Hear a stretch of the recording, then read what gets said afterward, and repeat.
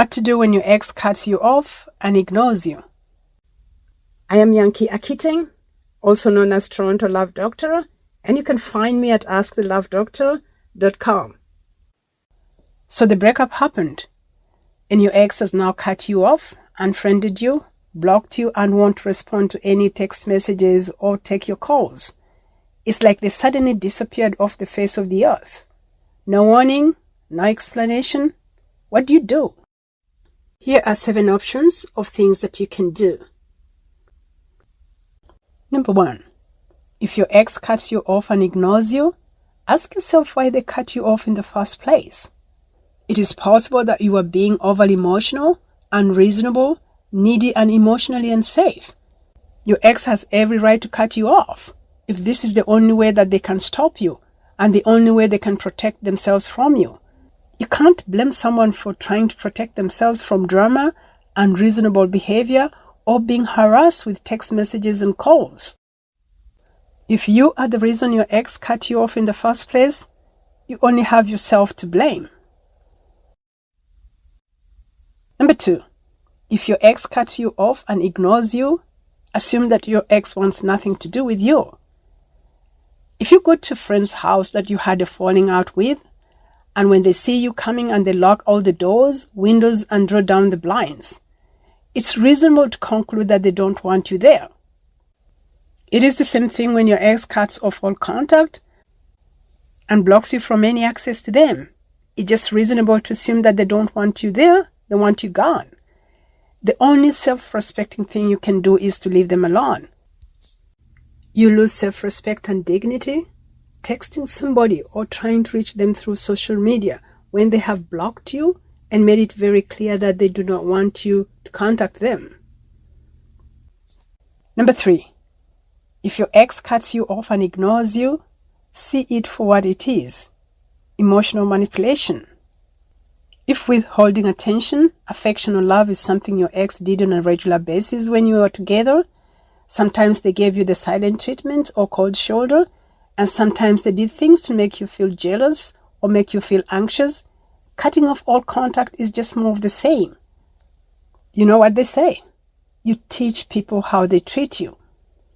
If you take back someone who thinks it's okay to punish you for ending a relationship that didn't meet your needs, was deeply troubled with too many arguments and fights, or that was simply moving too fast for the level of commitment that you are ready for, you are confirming to them that withholding attention, affection, or love gets them what they want. You can't change somebody else.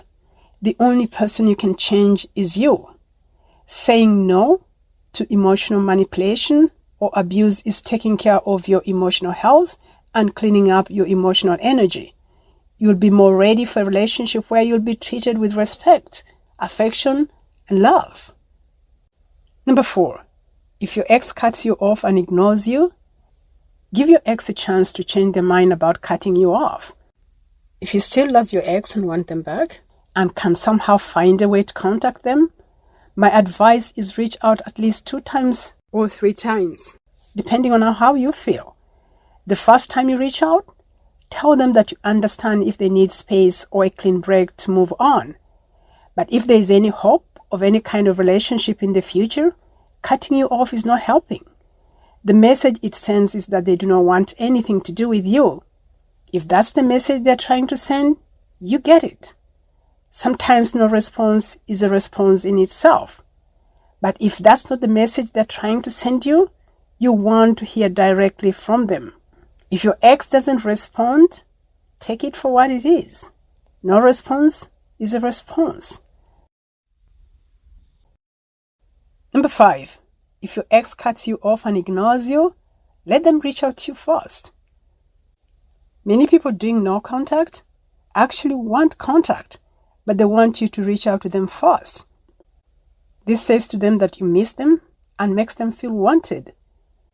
If you want your ex to know that you miss them, it is okay to reach out first. At the end of the day, it doesn't matter who reached out first. What matters is a healthy and fulfilling relationship. But if you reach out 3 times or more, and they completely ignore you and don't even respond to tell you that they want space or they don't want you to contact them, avoidant or not, stop contacting them. Let them contact you first. The more you keep contacting them, the more they feel that ignoring you is what makes you want them. If they want you back, let them reach out first. You've done the best that you can. The ball is now in their court. Number 6. If your ex cuts off all contact and ignores you, it may actually be a good thing because it allows you to move on. It is time to start the process of moving on yourself. Fair? Probably not. Heartbreaking? Yes. Healthy? Yes. This is what someone with a secure attachment style would do. They try what is within their power to change, but if they've done their best and their ex still won't respond, they move on.